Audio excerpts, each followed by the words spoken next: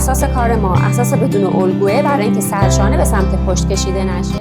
این مدل لباس‌های خواب زیبا توی بازار با قیمت‌های زیادی به فروش میرسن. امروز توی این آموزش بهتون یاد میدم با کمتر از نصف قیمت بازار این ست خواب زیبا رو برای خودتون و اعضای خانواده‌تون بدوزید. سلام به کانال من، خیلی خوش اومدین. برای دیدن این آموزش تا انتها همراه من باشید.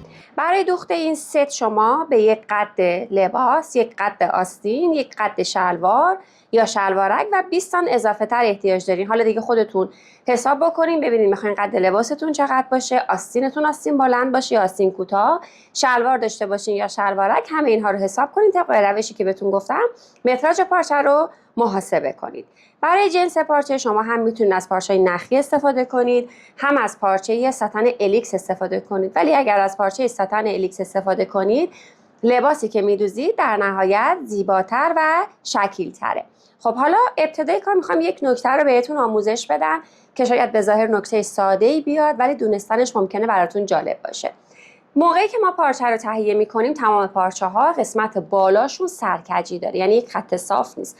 ما باید این سرکجی رو همیشه بگیریم چون نباید الگوهامون رو توی این سرکجی بندازیم، به خاطر اینکه پارچه‌مون اون قسمتی که توی سرکجی در واقع توی اوریب پارچه میشه و لباسمون توی تن بعد فرم میشه.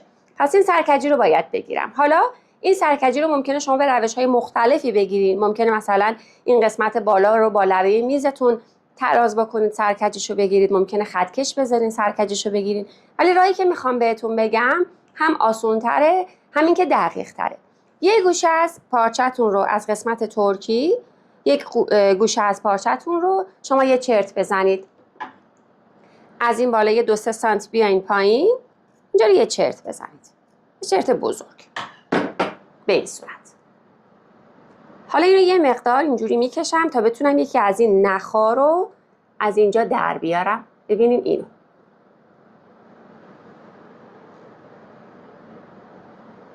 این نخا. حالا اینو میکشم. این روش رو شما برای تمام پارچه ها به جز پارچه های کشی میتونید استفاده کنید. حتی برای لایه حریر و لایه پرشن هم میتونید استفاده کنید. پارچه های کشی چون بافتشون حالت کشسانی داره این روش بهش جواب نمیده. خب اینو تا انتها به این صورت میکشید. ببینید ممکنه مثل من موقعی که دارین میکشین نخ پاره بشه، هیچ اشکالی نداره. این رو با دستتون صاف بکنید. خب ببینید اینجا یک خطی میفته شما وقتی این نخ رو بکشید بیرون. میبینید این قسمت رو؟ حالا این قسمت رو برش میزنیم. دیگه وقتی این رو برش بزنین شما دارین در واقع از مسیر یکی از تار و پودا برش میزنین و در واقع شما اومدین سرکجی بالا رو گرفتین. چون این خط رو یک خط صافه پس قطعاً برش شما هم این بالا دیگه صافه. این رو تا جایی که نخکش شد، ببین مثلا نخکش من الان تا اینجاست. اینو تا اینجا برش میزنم تا جایی که نخکش شده. خب ببینید تا اینجا که نخکش شده بود و قیچی کردم. حالا دوباره یه خورده این رو اینجوری میکشم. این تاره این رو از اینجا دوباره میکشم بیرون. دوباره ادامه رو نخکش میکنم. تا انتها همین کار رو انجام میدم و قسمت سرکجی پارچه‌مو میگیرم.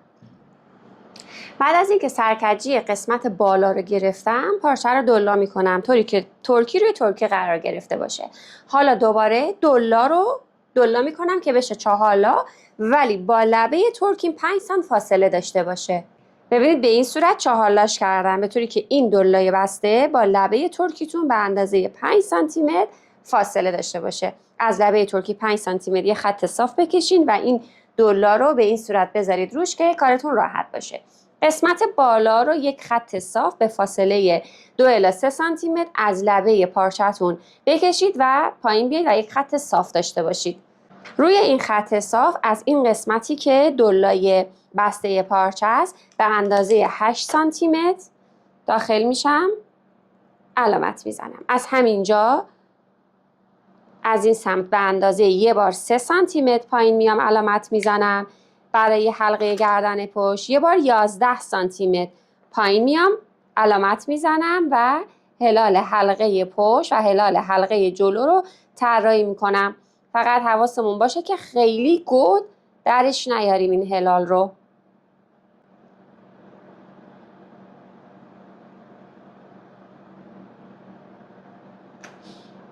یکی دو سانت اول رو هم مثل همیشه خط صاف میکشیم و حالا این هلال قسمت جلو رو روی این تکه 5 سانتی متری هم امتدادش میدم به این صورت. از گوشه گردن روی همین خط صاف به اندازه عدد سرشانه جلو میرم، علامت میزنم. از این نقطه به اندازه 5 سانتی متر برای شیب سرشانه پایین میام و این نقطه رو به گوشه گردن وصل میکنم و بعد مجدد عدد سرشانه رو چک میکنم که روی این خط من داشته باشم، چون خط ما یه خط اوریبه، عدد سرشانه یه مقدار اینجا تغییر میکنه و اینجا میشه. حالا از این خط از انتهای سرشانه به اندازه 19 الی 22 سانتی متر پایین بیایید و علامت بزنید. خب این مدل لباس رو با همین روش شما میتونید برای کودکان هم آماده بکنید. برای کودکان میتونید بین 15 سانتی متر تا 19 سانتی متر بسته به سایز کودک و سن کودک این حلقه آستین رو شما عددش رو انتخاب بکنید. من 21 رو انتخاب میکنم. حالا این نقطه رو به سمت این دلای بسته به صورت یک خط عمود رسم میکنم. ببینید این گوشه گونیا رو یا خطکشتون رو عمود کنید به این دلای بسته، جوری که از اون علامت کف حلقه‌ای که زده بودین عبور بکنه. خب حالا روی این خط به اندازه، چون این خط الان دیگه خط سینه است، به اندازه 1/4 دور سینه به اضافه 2 سانت آزادی علامت بزنید. الان اگر دور سینه برای من 100 باشه تقسیم بر 4 میکنم میشه 25، 2 سانت آزادی بهش میدم میشه 27 و از این دلای بسته به اندازه 27 علامت میزنم. ببینید کار ما با این دلای بسته است. به این 5 سانت فعلا کاری نداریم. خب حالا حلقه آستین رو طراحی میکنیم. میتونید هم از دست استفاده کنید هم از ابزار. هلال حلقه آستین رو به این صورت طراحی کردیم. این میشه هلال حلقه آستین برای قسمت جلو. از اونجایی که کارو رو پشت همیشه یک مقداری بزرگتره، میایم قسمت حلقه آستین رو نصفش رو پیدا میکنیم. به اندازه 1 سانتی متر میام به سمت بیرون، این هلال رو وسطاش رو پیدا میکنم، به اندازه 1 سانتی متر میام بیرون و هلال حلقه آستین پشت رو مجدد طراحی میکنم.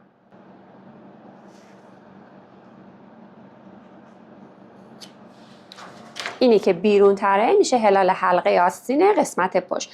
از این قسمت بالا میام و قد لباس رو اندازه میزنم که معمولا بین 65 تا 70. حالا باز این دیگه سلیقه‌ایه. من به اندازه 70 علامت میزنم و این علامت رو به صورت گونیایی به لبه دلای بسته پارچه یک خط صاف میکشم.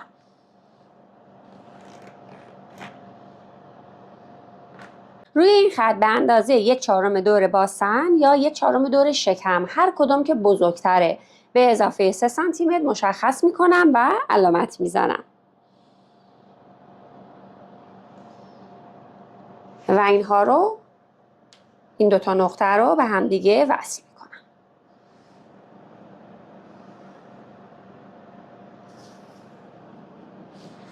دور تا دور کار رو زاپاس 1 سانت میذارم و برش میزنم. اما مثل همیشه که گفتم، چون اساس کار ما اساس بدون الگوه، برای اینکه سرشانه به سمت پشت کشیده نشه همه قسمت ها رو 1 سانت زاپاس دوخ میذارم، سرشانه پشت رو 2 سانت زاپاس دوخ میزنم و برش میزنم. ببینید من زاپاس دوختا رو مشخص کردم. حالا برشش چجوریه؟ این قسمت رو از اینجا این 5 سانت هم باهاش میبرم، این قسمت رو برش میزنم.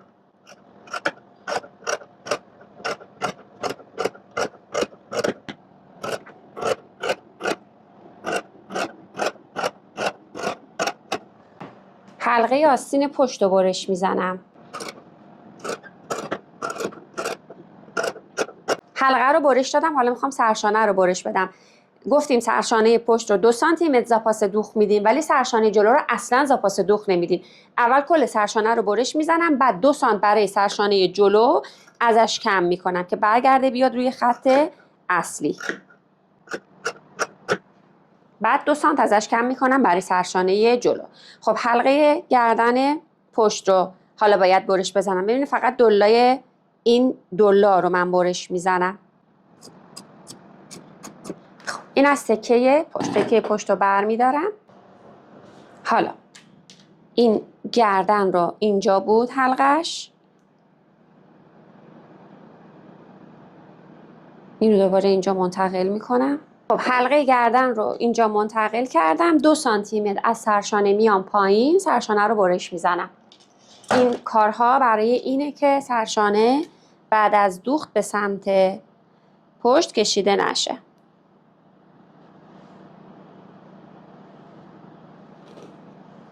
این قسمت رو کامل برش میزنم. حلقه آستین قسمت جلو هم 1 سانت کمتر بود از حلقه آستین قسمت پشت، داخل تر بود. منظورم اینه که داخل تر بود. این 1 سانت رو اینجا علامت میزنم، حلقه رو میکشم و برش میزنم. اگر میخواین کارتون خروجی خوبی داشته باشه به تمام این نکات باید دقت کنید. خب 1 سانت زاپاس دوخت میذارم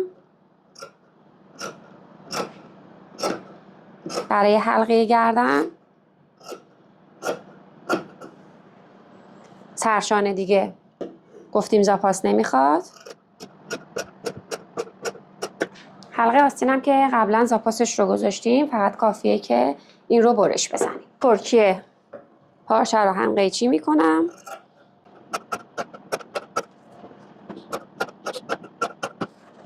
خب حالا آستین رو هم برش میزنم. از پهلوهای آستین یقه رو در میارم. برای آستینتون پارچه رو 4 لا بکنین. نیازی نیست کل پارچه رو 4 لا بکنین. اون حجمی رو که برای دور بازوتون مناسبه رو همون مقدار رو 4 لا کنین که پارچه‌تون اسراف نشه. خب من پارچه رو 4 لا کردم.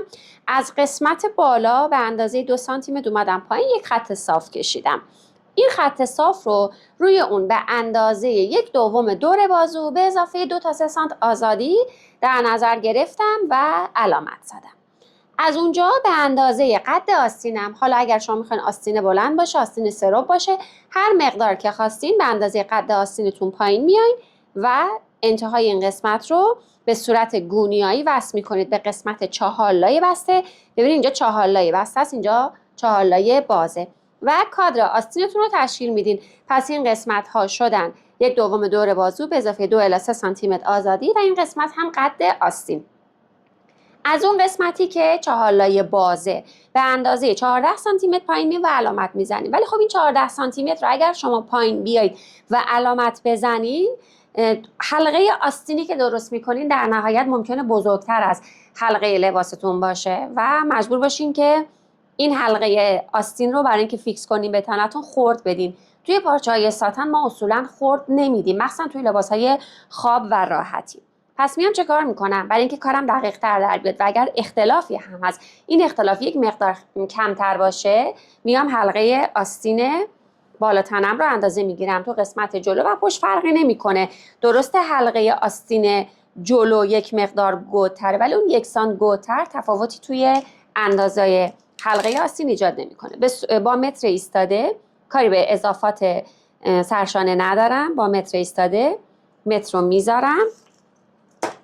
اینجا کاری به اضافات پهلو ندارم. به این صورت با متر ایستاده حلقه آستین قسمت حالا یا جلو یا پشت رو اندازه میزنم که برای من شد 24. برای قسمت جلو هم همین مقدار در اومد. خب حالا سر متر رو میذارم روی قسمتی که 4 لایه بسته است. عدد 24 هم که دور حلقه آستینم بود. این عدد 24 رو جوری پیدا میکنم که این خط قد آستین رو قطع کنه. ببینیم به این صورت. الان اینجا این عدد شد عدد 24. ببینید اگر میخواستین طبق روش‌های معمول پیش میرفتین 14 میشد اینجا. اختلافش الان 1 سانت و نیمه. همین 1 سانت و نیم خردیه که به تاج آستینتون داده میشه و من نمیخوام اینجا خرد داده بشه. پس ببینید سر متر رو گذاشتم اینجا 24 که حلقه آستینم بود رو طوری پیدا کردم که این خط عمودی رو قطع بکنه. حالا این نقطه رو وصل میکنم به اون قسمتی که 4 لایه بسته پارچه است. این خط رو اندازه میزنم هر چقدر که بود 3 قسمتش میکنم. این خط 24 بود 3 قسمتش میکنم. از اولین علامت از این 1/3 بالایی به اندازه 1.5 سانت بالا میرم. از این علامت دوم به اندازه 1 سانت پایین میام. حالا شروع میکنم هلال حلقه آستینم رو کشیدم. برای بالا 1-2 سانت اول رو حتما خطتون روی خط بالایی بغلطه، اینجوری خط 1-2 سانتش صاف باشه که تاج آستینتون نوک‌چیز در نیاد. حالا یک دور این حلقه آستین رو با متر ایستاده اندازه میزنم.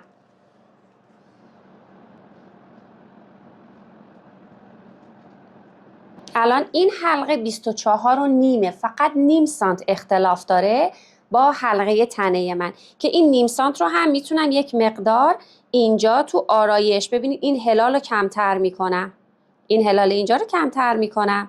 اینجا این هلال رو میتونم کمتر بکنم. یه کوچولو که توی طراحیم هلال ها رو کمتر بکنم این نیم سانت هم جبران میشه. ولی اگر میخواستین برای تمام سایز ها و اندازه ها 14 سانت بیاین پایین قطعا این اختلاف به اندازه 2 الی 3 سانتی متر میرسید و اون موقع کار دوختتون رو سخت میکرد. خب حالا از این لبه آستینم به اندازه 1 سانتی متر میام داخل، چون من میخوام پایین آستینم گشاد باشه، یا اینکه اگر دوست داشتین دور مچ یا دور بازو یا هر جایی که قرار این آستین قرار بگیره رو اندازه بزنید 2-3 سانتی متر بهش اضافه کنید و 1/2 رو اینجا علامت بزنید.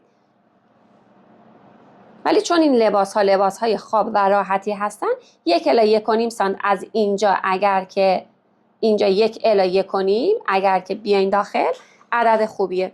دور تا دورش رو زاپاس 1 سانت میذارم و قیچی میکنم. برای یقه باید حلقه گردن جلو و حلقه گردن پشت رو بدون در نظر گرفتن زاپاس‌های دوخت اندازه بزنم. الان این حلقه گردن قسمت پشت با متر ایستاده اینجا دولای بسته است. از اینجا ببینید من زاپاس دوخت رو حساب نمی‌کنم. از اینجا با متر ایستاده اندازه میزنم. این مقدار برای من میشه 9. توی قسمت جلو هم همینطور. ببینیم قسمت جلو دیگه ما زاپاس دوخت نداریم. این خط اصلی سرشانه است. این 5 سانت رو حساب نمی کنیم. از بعد از این 5 سانت ببینید ما این 5 سانت رو دیگه نیازی نداریم. اندازه میزنم تا این 5 سانت.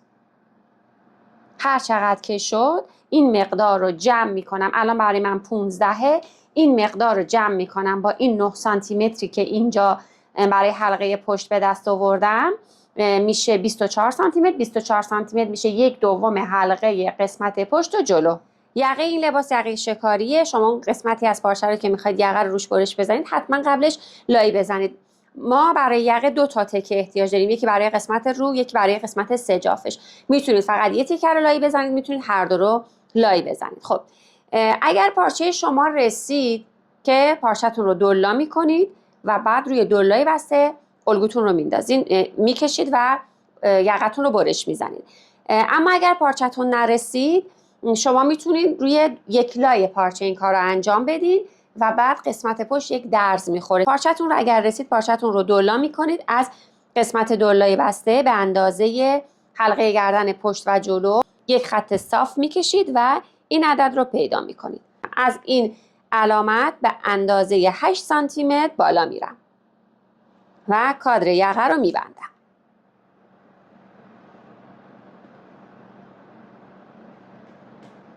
خب حالا بسته به طرح پارچه‌تون، اگر که پارچه‌تون طرحاش به یک سمتن باید مشخص کنین که کجا قسمت بالایی کجا قسمت پایینه.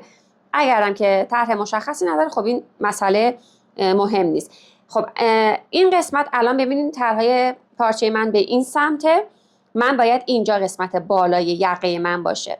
از قسمت پایین به اندازه 1.5 سانتی متر پایین میام. الان مشخص کردم که این خط پایینه. 1.5 روی این خط داخل میشم و به صورت یک هلال وصل میکنم به وسطای کادرم.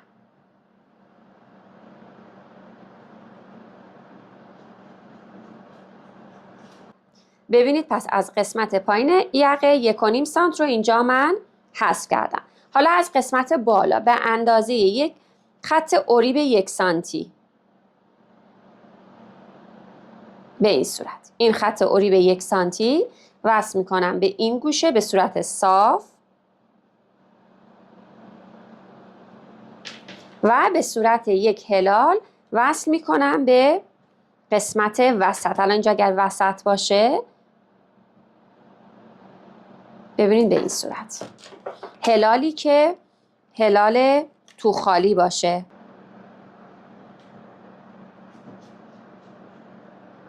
به این صورت. پس این قسمتی که منحنیش رو به بیرون میشه برای قسمت دور یقه و این قسمتی که منحنیش به سمت داخله میشه قسمت بالای یقه. دور تا دور این الگو رو همزا پاس 1 سانت میذارید، برش میزنید.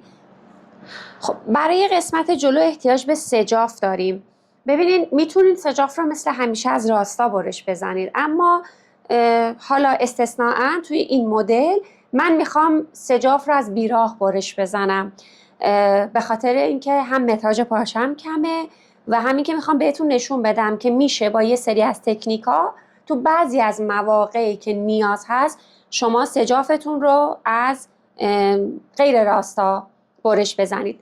ببینید این قسمت ترکیه پارچه است که ترکی رو روی ترکی گذاشتم و اینجا راستای پارچه است. این قسمت عرض پارچه میشه. کامل قسمت بالا این قسمت عرض رو سرکجیش رو میگیرم، در واقع راستاش رو به دست میارم. با همون روشی که ابتدای آموزش بهتون یاد دادم راستای این قسمت بالا رو به دست برین. حالا دیگه خط راستاتون میشه این لبه، این خط راست. همون کارهایی رو که موقع راستگیری روی پارچه با ترکیه پارچه میکردین باید با این قسمت رو هم انجام بدین. بعد که لایی بچسبونین بهش که یک مقدار در حالت عرض پارچه ها کشسانی دارن، کشسانیش رو میگیریم. ولی توجه کنین اگر پارچه‌تون کشسانیش خیلی زیاده اصلا این کار رو انجام ندید، اصلا نمیشه همچین کاری کرد. الان پارچه من از قسمت عرض خیلی کم، اصلا قابل حس نیست این کشسانی داره. میتونم این سجافم رو خارج از راستا بندازم، روی عرض پارچه بندازم، ولی اگر پارچه‌تون کشسانی داشت اصلا این کار رو انجام ندید. خب مثلا اگر دارین از ساتن کش استفاده میکنین که به هیچ عنوان این کار رو انجام ندین، ولی ساتن الیکس ببینین از قسمت عرض کشسانیش خیلی کم، اصلا قابل حس کردن نیست. خب این رو میذارم اینجا، لبه کارم رو با این خطی که اومدم و سرکجیش رو گرفتم و الان میشه خط راستا هماهنگ میکنم به این صورت. از قسمت پایین هم کامل این دوتا رو با هم دیگه منطبق میکنم. حتی به اندازه 1 میلیمتر هم نباید از راستای این خط خارج بشه. دیگه الان خط راستاتون این خطه. خب از قسمت بالا به اندازه 6 الی 8 سانتی متر علامت میزنم. من 8 سانتی متر علامت میزنم. سرشانه رو میکشم.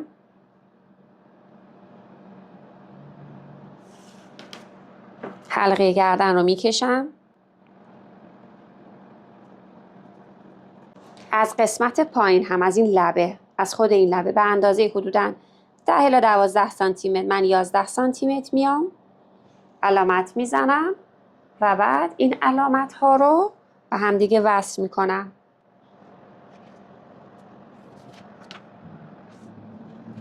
ببینید اینجا وقتی میخواید اینا رو به هم دیگه وصل کنید سعی کنید که اصلا حالت نوک‌تیزی نداشته باشه، چون یه مقدار بیرونتر این داخلتره. قطعا یه مقدار اگر بخواید به صورت خط صاف وصل کنید یه زاویه اینجا درست میشه. این زاویه رو ما اینجا نداشته باشیم. ببینید اینجا دیگه به صورت زاویه نباشه. خب به این صورت این رو دیگه احتیاج به زاپاس دوخت نداره، چون دقیقاً از روی پارچه برش زدم. این رو برش میزنم. تمام قطعات لباس رو برش زدم و دیگه آماده است برای دوخت. اما از اونجایی که مدت زمان این ویدیو طولانی شد و جلسه دوخت هم یک مقدار طولانی میشه، ترجیح میدم که در 2 قسمت این آموزش رو تقدیم شما عزیزان بکنم. اگر که تا اینجای آموزش رو با من همراه بودید و این آموزش رو دوست داشتین، خوشحال میشم که با لایک کردن و با به اشتراک گذاشتن این ویدیو از من حمایت کنید. دکمه سابسکرایب رو هم بزنید که روز یکشنبه جلسه دوم این آموزش تقدیم نگاه شما عزیزان میشه.